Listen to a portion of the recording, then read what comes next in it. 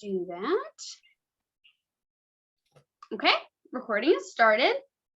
And before we get started, I'll just go ahead and say, those of you who are able to turn on your camera, I highly recommend that you do so that Ashley has your wonderful smiling faces to look at and not just black boxes. But without further ado, Ashley, if you could please just go ahead and introduce yourself, tell us your name, your title, your pronouns, any descriptors or company information that you'd like to share. Sure. Oh, I'm Ashley Belote. I am an author illustrator, she, her, and I am really looking forward to talking art with you guys today. I'm currently working on a few picture book projects with Macmillan and Penguin Workshop, which is exciting. And it's been an interesting journey to get here. And like you all know, being in a creative career, you have to, have your hand in multiple things at a time. So I do some social media work on the side, and as well as handle my own social media and do some freelance work every once in a while. So I do a lot of like nurseries and everything because all of my work is very, geared towards the picture book age. So every once in a while I'll do like a nursery project, but lately I haven't really had time to do any side projects because my books have been taking up the majority of my time, which is excellent. So hopefully that trend will continue. But I'm super excited to be here and just talk with you guys. That's awesome. That's so wonderful about your picture book experience and how that's kind of taking up most of your time right now. That's really inspiring. I'm sure we have many visual artists on the screen that love to hear that. Yes. So if you could please share with us your educational background and experience, just so we kind of get an idea of where you came from. Sure. So I'm from West Virginia originally, and I live in Charlotte now. So I went to Alderson Broaddus College for undergrad. And then I did a year of grad school at WVU and ended up transferring. And I did a picture book, like a children's book, literature and illustration course through Simmons College outside of Boston and Amherst, where I got to actually study at the Eric Carle Museum of Picture Book Art, which was like the coolest thing I have ever done. It was awesome. And really got to immerse myself in picture books at that point. And that's kind of when I made my decision to pursue this. Shortly after that, that's when I went to UK and got my master's in arts administration because I felt like I had done a lot with the craft side and I wanted the business side.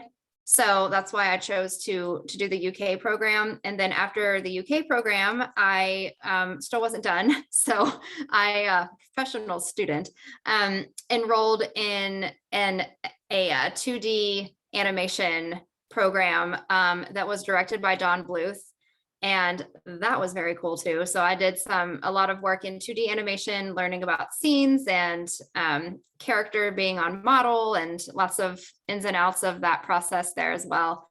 That's the last thing that I have done school wise. So I take a lot of like seminars and stuff now too. There's so much out there online, especially within the last like 2 years with COVID. There's so many opportunities to just take like a $20 writing course or something from, like a peer, and a lot of editors are doing seminars at conferences and stuff. So your education is certainly never ending, which is fun. I love that. Yeah. Yeah, that's really great that you never stop learning, even when you are kind of shifting into the career mode. And speaking of being in your career, is there anything about your current job that you wish you could change or would be different? I just wish that I could see some people in person, like I live in Charlotte and most of the people that I work with are all over the country. A lot of the editors and art directors that I work with are based in New York and around New York. And 2 years ago, right before COVID started, it was actually February of 2020. I went to a Society of Children's Book Writers and Illustrators conference in New York, and that's when I was working on my debut picture book, Frankenslime, which is right here. And I actually got to go to the Macmillan offices which was like way cool. Oh my gosh, it was so amazing. And they got to show me around, and we had a meeting in their boardroom, and they had my name up on the wall and stuff. It was really neat. But I think if I were to change anything, it would just be like getting to work in person with people, because you brainstorm, like Zoom is a nice way to connect with people still in light of, our current situation, but it would be nice if I could see people more. But that's really all that I would change, because I love it so much. That's so wonderful that you feel that way, but I think a lot of people kind of feel that way in the current climate of COVID. But kind of along those same lines, what is something about your job that you weren't maybe expecting when you were like at our point in your education or kind of in your career? I think I didn't realize how long everything takes in terms of like the publishing process. To give you an idea, I got the contract for Frankenslime in October of 2019, and the book just came out this past July. So it was quite a bit of time between getting the job and then seeing the book come to fruition. And in terms of like, you're not working on it that whole time. I finished the book in around July of 2020. So it was finished for about a year before it was going to come out. There was maybe like some little tweaks for a couple months afterwards, but other than that, I mean, it's, pretty much done about a year before it comes out. So I don't think that I realized that like time frame, which I don't have a problem with or anything. I mean, as artists, part of the making process is instant gratification, because you can make a line on a piece of paper and it's there. But in publishing, like you put all this work into it and you're like amped up and you have these deadlines and you hit your deadlines and then you see your proofs and then it's like, okay, great. See you in a year. Bye. But I love it at the same time, because you get to anticipate it and you get to plan for it. And I just finished a book. Literally, I hit send on it right before I jumped on this meeting, that's coming out in June of next year. And it's one of those things where the anticipation just makes you more excited and more thankful, and just kind of ramps you up for everything that you're going to get to do in the future. So it's really fun. And plus it gives you some time to, get more work. So you have to balance the two things, while you have jobs as an artist working in not just publishing, but anything, if you're working on a painting for someone, like that's all great, but you have to think about what comes next. So you have to be constantly, working over here, but have your mind kind of over here thinking about, okay, I have to keep this momentum going. I still have to make money later on. And I have to meet new clients. So there's networking, there's social media marketing, there's all those different things that you have to consider. So it's, being in this, you guys know, like school's the same way, like you have an assignment over here, but you have an assignment over here too. So it's, it's always like multitasking, I think, in any type of entrepreneurial role. So it's something that, you're getting used to in school now. So it really, school, that really does help you prepare for the real world in a sense. I'm still not sold on that whole algebra thing, but that's a conversation for another day.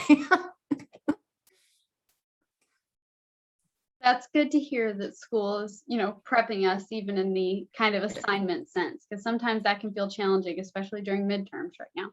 Oh yeah. And it's really and it's really not about the assignments themselves. I mean, like, yes, you have to do what you're supposed to do with them, but it's about balancing the amount of stuff that you have to work, because when you get out there into the real world, like you have to pay bills and you have to clean your apartment and it's just like all this like real life stuff hits you real fast. But it's also fun at the same time. Like it's so much fun when you're out there and you're like on your own and you have to be self-sufficient. It's like, it's a challenge, and it's a good challenge. It makes you feel really good and it's exciting. And then you'll have those days where like you have a day off, you have nothing else to do, whatever. And when you can just sit like alone in your own apartment and you can like eat ice cream for dinner and do whatever you want, that is very cool. So, you have to balance it out with having fun while you do everything else too. Yes. Guys, if you have any questions, also those of you who are listening in, like, as Ashley is talking, if there's anything that you're like, oh my gosh, I don't want to forget for the end when we'll do a Q&A, go ahead and drop it in the chat and I will read it off once I see it. But our next question, and I think this is a good one, is what does a typical day look like for you in your current situation? So my days rarely look the same, back to back, which I love about my job. Some people, they go to work at 9, they answer emails till whatever, then they do something else and they go home at 5, but I kind of never stop working. Again, this is a business driven by passion. If you are not passionate about this, it will not work because you literally work all the time. But I would rather work than do anything else. Like I would rather work than go on vacation. I would rather work than do anything. Like I love it so much. And you have to have that type of fire because you are your boss and you have to do this work and everything, which again, if you're passionate about it, it's not hard because you just want to do it anyways. So I typically get up and I go for a run every day. I think it's really important to do something physical to get yourself, warmed up and not have to be inside all the time. So I do that every day just to make myself get away from my iPad or whatever. And then I'll come back and I usually do the things that I don't want to do first because I want to get them out of the way. So like email stuff, and then I get on social media throughout the day because I think that's really important to stay like plugged into what's happening. And then after I answer my emails and do all my clerical stuff, pay some bills, pay some taxes, whatever. That's so fun. Then I kind of get into the fun part of my day. And so I try to do all those things. I don't try to hurry through the things that I don't like to do because that's when you make mistakes and it will end up taking longer. So you just take your time, you do these things. Everybody has to do them. And then after I finish those things, then I can get into the drawing or to the writing portion of my day. And I will do that until I get hungry, and then I'll eat something and then I'll go back and do it some more. So it's really fun because you do get to make your own schedule. There are a lot of, with everything else, there's pros and cons to working for yourself. But one of the big advantages is getting to make your own schedule. So that's typical. Great. Thank you so much. We had someone ask in the chat, what artists influence you art style wise or just in general? It's a great question. So if you are interested in picture books at all, or if you think that maybe down the road you will be, look up Molly Idle. Idle is her last name. She is my idol. She is amazing. She's a Caldecott winner, which if you've heard of any, like if you're outside of the publishing world and you know nothing about books, you've probably at least heard of the Caldecott medal from seeing it on a book at school or something, but it is an amazing honor. And she's a Caldecott winner and she does all of her work traditionally. So she uses colored pencils. So when you look at her line quality, I mean, they are like sweeping, beautiful, perfect lines. And she does this all by hand. She does do touch-ups in Twitter, or not in Twitter, in Photoshop. And I saw a tweet about that one time where she was saying that she does cleanup work there. But she is a fantastic picture book author, illustrator to follow. Gosh, there's so many. Dan Santat is another really good one to follow. He's done a tremendous amount of books and his work is completely different style wise than someone like Molly Idle. His is like, they're both completely appropriate for picture books, which is why picture books is such a great place to be, because there's not one thing that it should be. It can be anything. And so those are two very influential people and big names in the industry to follow. And once it's kind of like going down a rabbit hole when you go to the kids section at Barnes and Noble, because, well, it's also very expensive because you'll be like, I have to have this one. I have to have this one. And, you just kind of go from there. But yeah, it's important to kind of identify what style you like and then kind of follow artists who do work in that way. But then after you kind of get comfortable working that way, it's really important to expose yourself to different types of styles as well. So those are two very different styles that you can check out if you're interested in picture book people.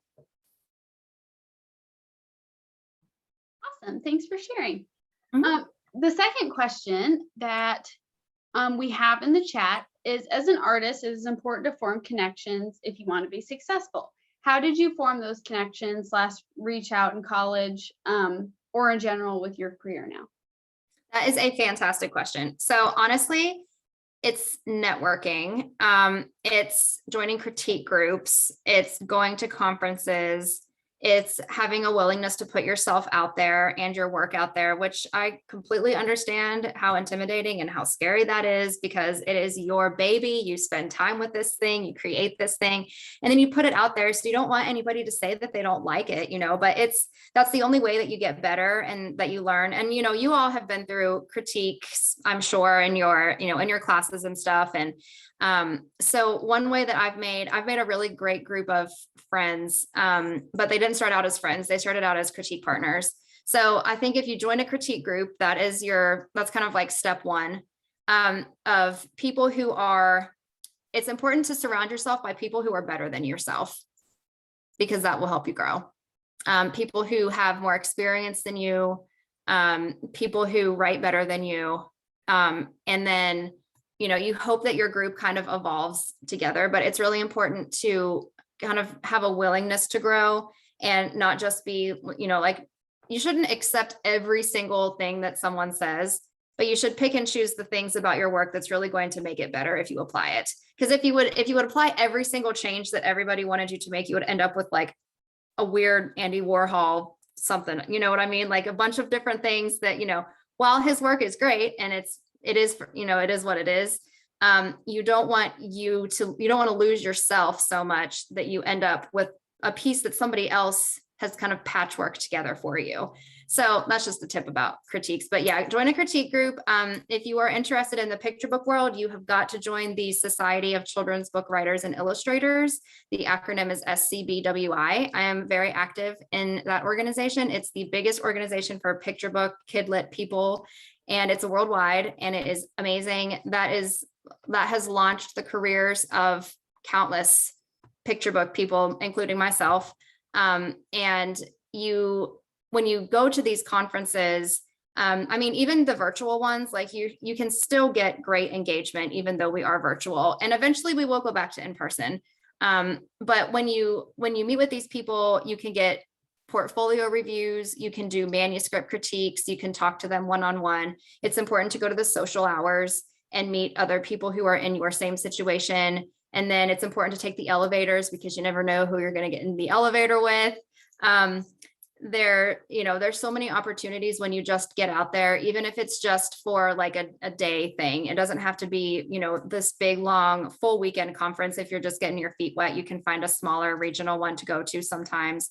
And again, just being able to put yourself out there and try to make some new friends. Like, it's something that's very intimidating especially for creative people, because we tend to be more, we like to work by ourselves and, spend time dug into our work. And, we're not necessarily the most like social butterfly type people that are out there, but it's one of those things where once you do find your people, it's real fun to connect with them again. And you just kind of come out a little bit and are able to talk about your work with people who are going to appreciate it and support you and give you feedback that is helpful. And if you're giving feedback on someone else's work, we do what it's called like the Oreo critique. So you give something good, give something critical, and then something else good. So you kind of sandwich it there, and that kind of helps out a lot. But yeah, it's networking. It really is. That's all wonderful advice. And obviously networking is very important, but it can be a little bit intimidating. That was a very good question. It still is, yeah. Even after you know people, when you go to these events, you're like, oh, okay, it's time. It's happening. And once you get there and you get started, I feel like it's the anticipation that's worse. Like once you're actually there, it's like, okay, like this is cool. Like this person took my business card. Like, let me get out a few more, Getting started is always a challenge. What encourages you or inspires you in your job right now? Kids. I love those little guys so much. I love reading to them. I love making them laugh. I just did a school visit at a preschool yesterday, and I read Frankenslime and then taught them how to draw one of the characters. And then we made slime, which making slime, of course, was everyone's favorite part. But until they knew we were doing that, they were all over the drawing part of this. And this little girl came up to me afterwards, and I was signing a book for her, and she's like, Miss Ashley. And I was like, yeah. She's like, you draw really, really good. And then she like turned away, and I was like, thank you so much. And as I was reading to it, you have to really be dramatic when you're reading to kids. You have to really like it. This is a theatrical production. This is not just Sally walked down the road, then she turned the corner. This is Sally walked down the road, and then she turned the corner. You have to really get into it and make something even bigger than what it is for them. And like these kids were into it. Like there's a part in Frankenstein where basically the little girl in the book makes a slime character by mistake, and she thinks it's a monster, but he's actually nice. And there's a part where like the slime monster is like oozing himself underneath the door. And I was like, and then he oozed under the door. And then we turn the page and this little girl goes, oh, and it was so great. Like it was totally awesome. And then they were like laughing because there's a dog in it. Like you can always win with a dog. And they were laughing at like all the bad things that happened to the dog. Like bad things happen in a funny way, kind of stuff. And like just to hear them laugh about things, because the world is really, really hard. There are a lot of awful things happening. And if I can provide a book that will allow a child to escape what is happening, even for 10 minutes, I feel like that is a win. And if I can make somebody laugh who was sad before they started reading, that's a win. A lot of kids, I asked them, I was like, who wants to be an illustrator when they grow up? And like every single one of them raises their hand. And, a lot of them really could if they are encouraged. So I definitely say like kids and just engaging with them and seeing an emotional response from an audience, especially in a kid, is great. That's so wonderful. And that must have been so rewarding. Like those little children are just the best. I know, like the greatest compliment, this was a couple years, but because I've done a few like independent projects. A few years ago, I did a school visit and this kid stood up and he's like, Miss Ashley, you stayed in the line so good. And I was just like, thank you. They're so funny. They are so funny. Okay, our next question is, when you were starting your career, did you expect to be in your current position or where you are today? No, I mean, I could have I dreamed about this. Like, that's why I like you guys. I just have been so blessed. Oh my gosh, I just cannot even believe that I'm having these conversations about these projects that I'm working on. It is a dream come true. But also the result of a lot of hard work. I have literally been drawing my entire life, and I have, sacrificed, I have paid to go to these programs. I have, learned my craft and, jumped through all of the hoops. And there's always an element of self-doubt that you have to combat. And everybody experiences that, regardless of if you're an artist or not. There's always self-doubt in everyone's day. And it's just one of those things where if you find yourself kind of going in that direction, something that I like to do is just go to the bookstore and look at books and watch kids engage with books and say, that's why I'm doing this. And then you go back to work. So I it's hard and it's stressful, but I would absolutely not have it any other way. And I'm so excited about where I am right now because I really get to do what I love. So I don't really work. That's the best. That is just such wonderful advice too, for a bunch of artists who probably would love to do the same thing. Possible. So instead of asking you what your dream job was when you were a child, I'm going to ask you what you would like to be when you grow up. Oh man, I want to be Molly Idol. I think that would be really cool. She's really neat.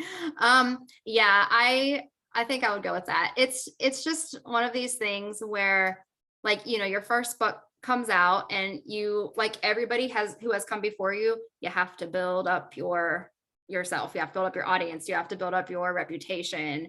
And it's just a daily thing. It is one tweet at a time. We put ourselves out into the world. Great. What do you consider to be your most successful career move or moment? Let's see. So I got my very, very first SCBWI conference. And these are amazing, you guys. They are the best ever. but if you get a portfolio review, it's extremely important for you to research the art director that you're getting a review with, because there are art directors out there who love every kind of art. So there is an art director out there who will love your art. You just have to find them. I did not do that the very first time I paid to get a portfolio review, and I have no idea who it was with. Mercifully, I don't remember her name. But basically the review did not go well. And I asked if there was potential. I was like, like my work is there for her. I was like, do you see potential in this for me to do this? And she didn't really answer me. And that was a little discouraging, but I was like, you know what? I was like, I can totally do this. And at that moment, I was like, this is happening. So I think like that was a good moment, because I could have easily like not done anything about it and just, kind of kept thinking about that. And I try not to think about that moment very often.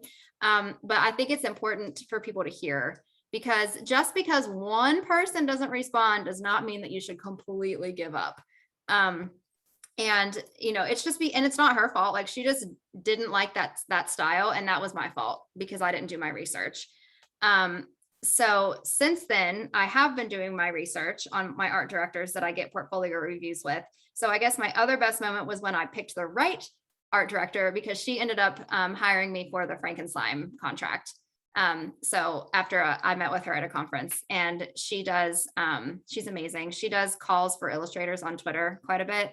So if you follow art directors who work at these publishing houses, it's really great, because a lot of them are very engaging online. So she put out a call for illustrators to draw anthropomorphic slime. And I was like, oh yeah, that would be so cool. And I had just met her and done a portfolio review. So I whipped up a sample and tweeted it at her, and she liked it. So it's one of those things where that was a really good moment, because it's hard to show your work to people. I get it, but it's, you have to be confident enough in your work that you are to a place that you're ready for some feedback. And until you're at that place, you've got to get there first, but that's where your critique group can come in handy, because they can help you get to that point to where you can show it to the people, the influential people in the industry. Great. More very wonderful advice. At what moment do you feel you were most successful in your job? I think when kids laugh at me, I think that's really good. A lot of them laughed at me yesterday, so that was awesome. It's getting some type of emotional response in your audience. And that can be, regardless of what type of art you're doing. There's a lot of art out there that is not meant to make you laugh. There's serious art. There is art that's supposed to make you very emotional, whether it's angry or sad or, whatever. But whatever type of emotional response you're going for, I think if you can achieve that, I think that is great. So that's, at least for me, that's a good moment. Great. That's wonderful to hear. What is one piece of advice you would give to students? Gosh, it's kind of cliche, but like, you have to keep going. It is not easy to get your first job. It is not easy to, do these things, because your first job is obviously not what sometimes you do get your dream job right out of college, which if that is you, awesome. Like, that is so cool. But a lot of times, everybody has to start somewhere, and it's important for you to start somewhere, because it makes you appreciate when you do get there. I've had a lot of really odd jobs. I was a showroom manager at a Mercedes dealership. I did the waitress thing for a while. I tried to recruit insurance agents. That was not very good. But all of these side gigs that you have, they're not easy to do, but they help you grow and make you more appreciative for the opportunities that you get later on that can really put you where you want to be. So it's, like I said, it's kind of cliche. It's don't give up, but it is so true, especially for artists, because there can be a lot of non-encouraging people around us. And I think it's important, if you've got somebody who's not supportive of your entrepreneurial career or your creative career, to really kind of take that into consideration, whether or not you really want this person around, because every day is a challenge. Even if you just have even a regular job that you go to, you've got to have encouragement from people. And if you're not getting that in any type of relationship, I would say to reevaluate that. Great, thank you. Next question is, what role as an artist do you play in society? I would say I am one of the first people that gets to engage kids with art. So, picture books, if you think back through your life, a book is probably in your memory somewhere in your childhood. And picture books are really the first opportunity that kids have to be exposed to art, to literature, to narrative. And kids who can't read yet, they can read pictures. So art helps reading. It really does. And it helps develop them. It helps develop their narrative skills to understand that there's a beginning, middle, and an end to a story. It helps them understand that a story is something that takes place over time. And if they're having trouble reading, it really can help kind of prod them along. So yeah, I'd say that I'm one of the first people that gets to introduce stories to kids, which is an honor. And it's really hard and it is a big responsibility. But again, it's one of those things that you just keep practicing and getting better and better. I must say that's like my first memory other than dance. I'm a dance major and I've danced since I was 3, but I would say that's one of my first memories of art is my mom reading to me. So that's truly a very rewarding experience, I'm sure. It absolutely is. Yeah. What would you like to do next? What are your current goals? I want to keep illustrating books. I'm working on a few picture book dummies, which is basically, if you're not familiar, is you write a manuscript, you make the sketches, and then you put it into book form where you can flip through it. And that's what you send to your agent, who then puts it out on submission to editors around the industry. So when you're an author, you just submit your manuscript. And if you're just an illustrator, you just submit samples to your agent, who then puts those out there so that people who are looking for illustrators can look at your work that way. But when you're an author illustrator, you get to do both. So you work on the manuscript, you put the images with it, and then you have that whole file ready to send out there. So I'm working on a few dummies right now for a few projects that I've had in mind. And while I'm still working on a few books that are under contract. So like I was saying at the very beginning, it's working on something that you have sold while working on things that you want to sell.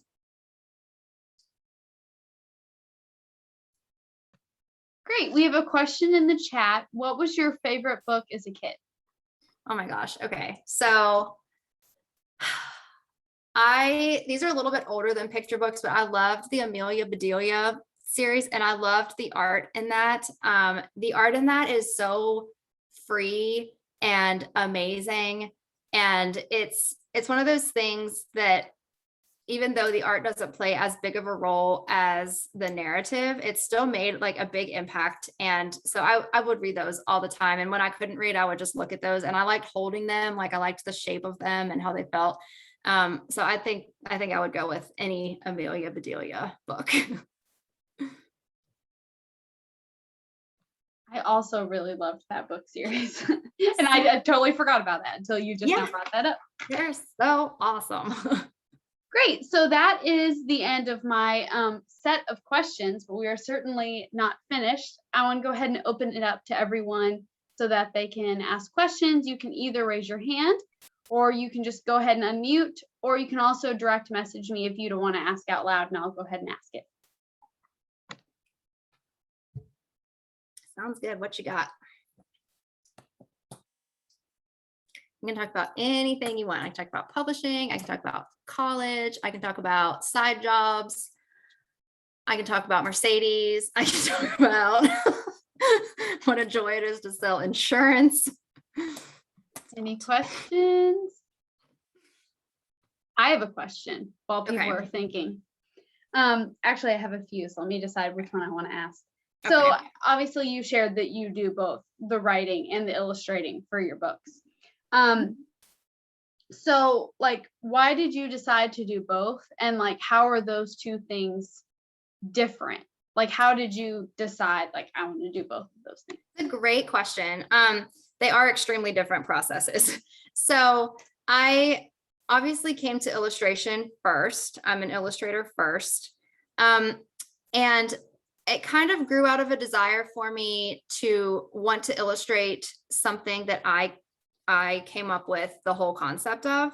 And I love illustrating other people's work because they write and use their imagination in a different way than I do. So they present different types of words than I would have put together, which is fun. But then the other side of it is like, I love doing that, but I also love being an author illustrator because you control everything.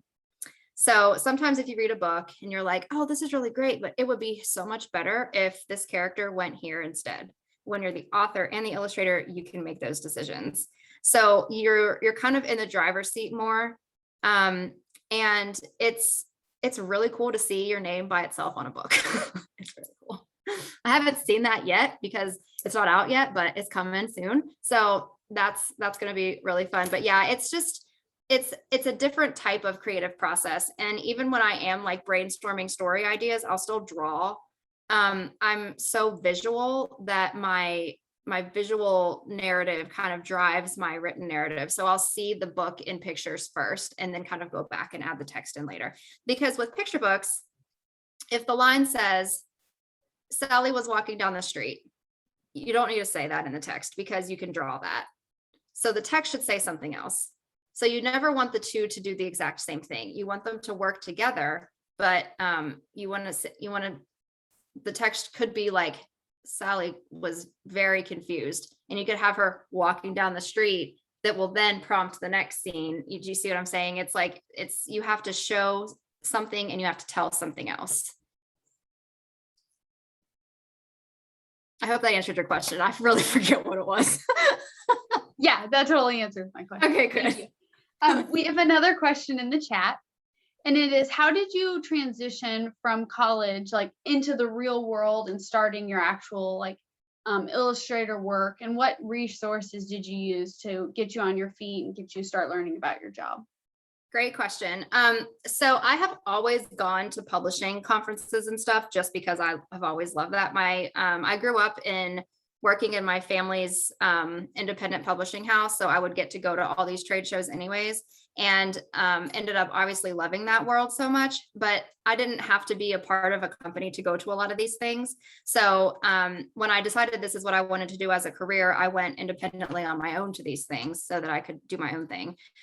So I would say, go to conferences, do what you can.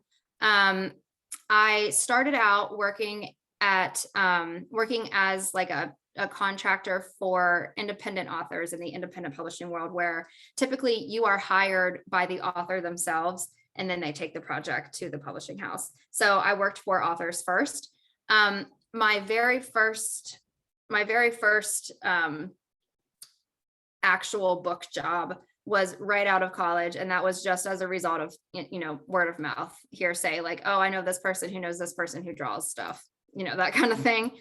So it's important to tell people, like your friends who are not interested in the same things that you are, what you do, because they might have a friend who, like I just described, says, oh, I wrote a book. Oh, well, I know this person who illustrates stuff. So, but another thing that you can do is online networking now with social media. Put up an Instagram page of your work, post your process sketches, not just final art on there. And something else that I did was, aside from my other odd jobs, I started doing those like paint and sip classes, where like you teach people how to make a painting in 2 hours and then they take it home. And I got several illustration jobs from those, because a lot of people who go to those, they're like, oh, I wrote a book. Do you want to illustrate it? And I was like, yeah. So, and you shouldn't accept every job, because there are certain people that you're not going to mesh with. We're regular people, we're nice people.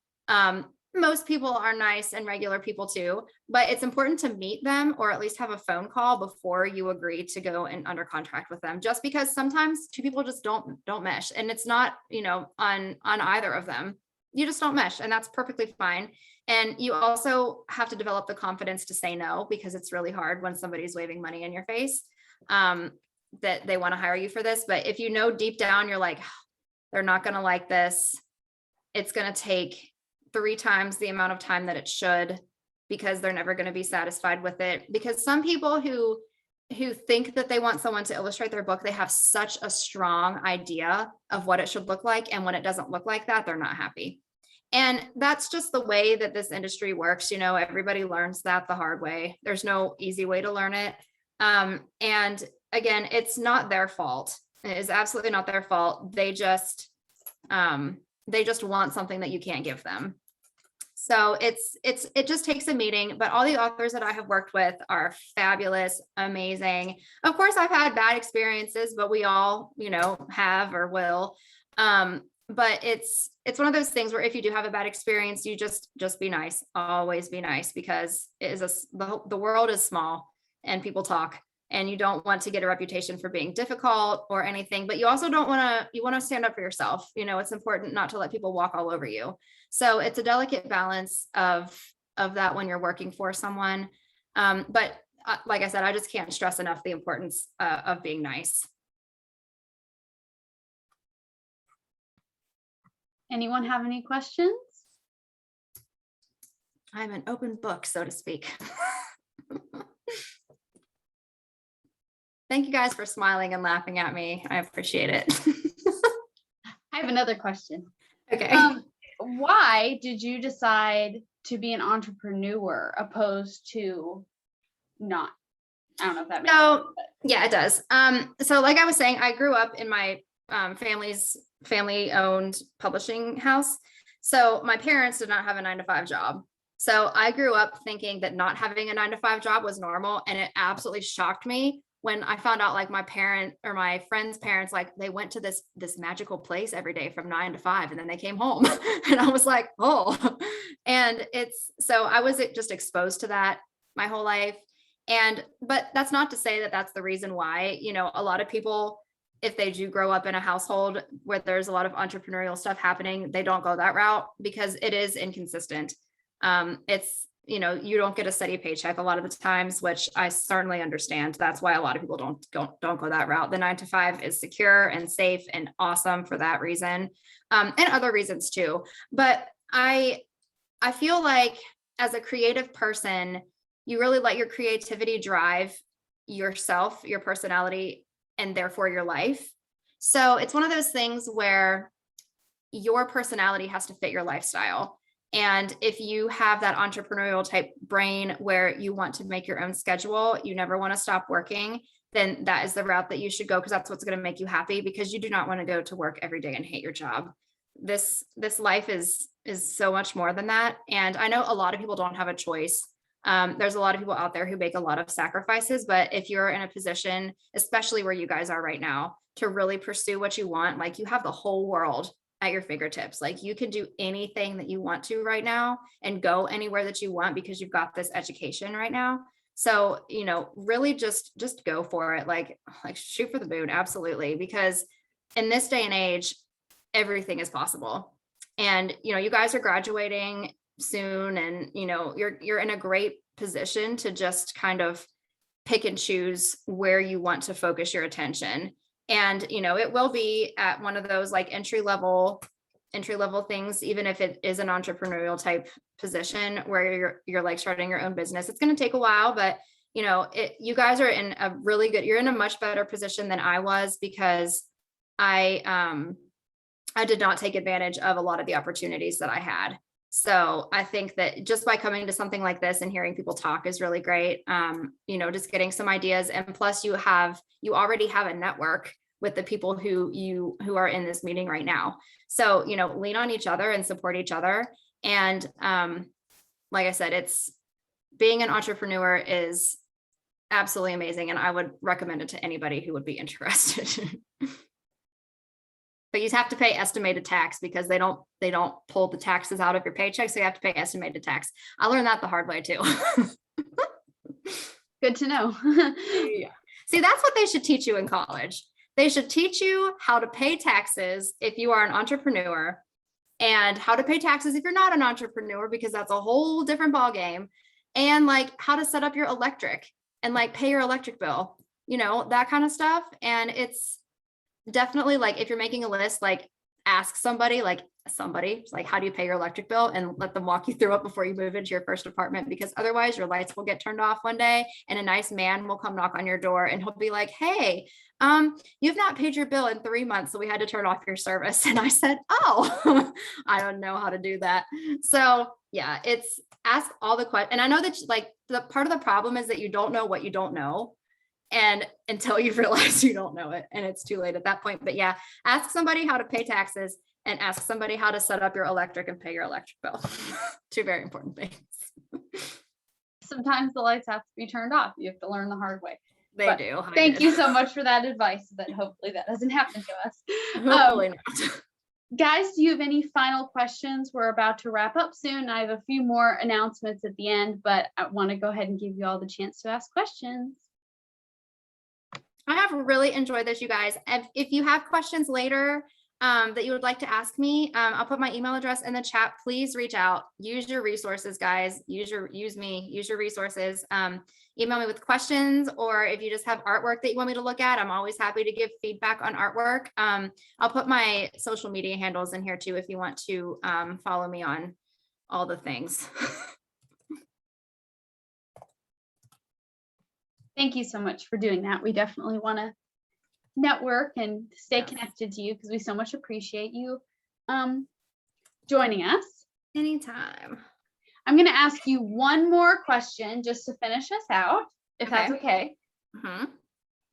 I guess I'm just curious, what inspires you? I know you said what inspires you just in your job in general, but like, how do you come up with the ideas that you come up with? Like copious amounts of, artistic and creative juices, I guess, that helps you put out the work that you create. So I think that there's multiple things involved here. I think a lot of it is a willingness to be inspired by your surroundings, by people.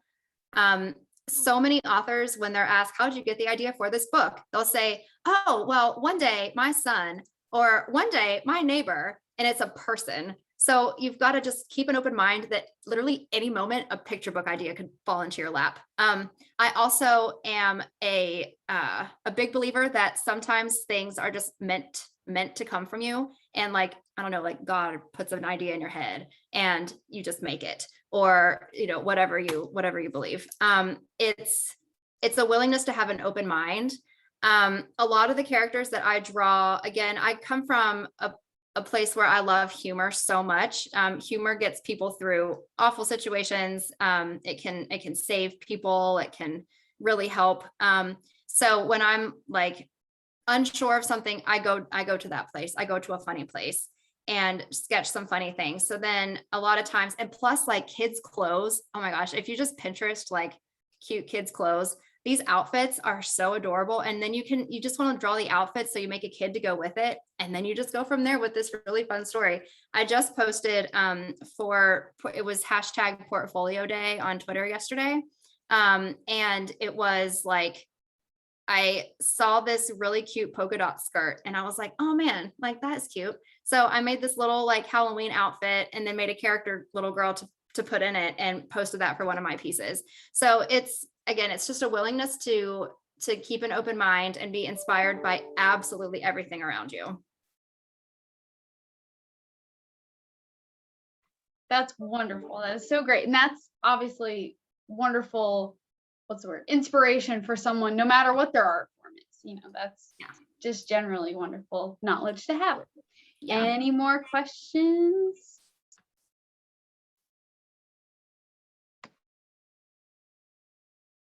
Anybody? Well, like I said, if you think of something later, email me.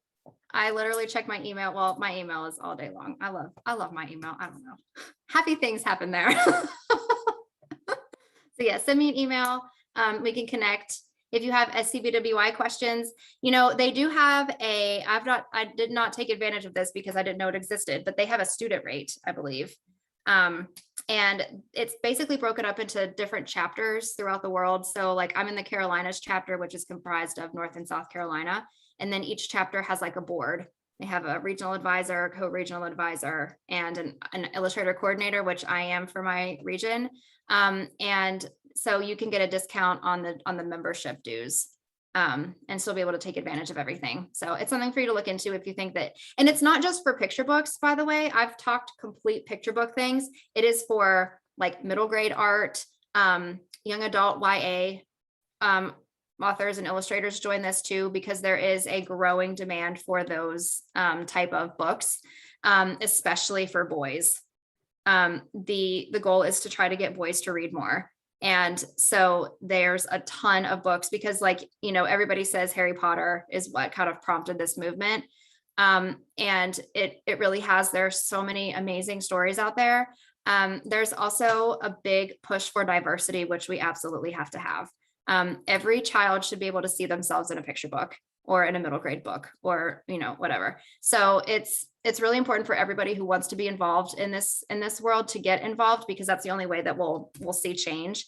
But it's super important to just, be open to all of these possibilities right now where you are. So, your artwork, if it skews a bit older than picture books, because, typical picture book stuff is very, very young, very cute. Some of it can be, you'll have your one-offs and stuff, and then you'll have the people who push the envelopes, which I love. And, multiple styles and stuff. But then if you do tend to draw a bit more mature, middle grade and YA is a good place for you to look into. Very cool. Thank you so much for sharing all of your wealth of knowledge and experience with us. It's very interesting to hear about and very helpful, especially I think in our stage, in maybe a young career, but also just in college and our artistic education for sure.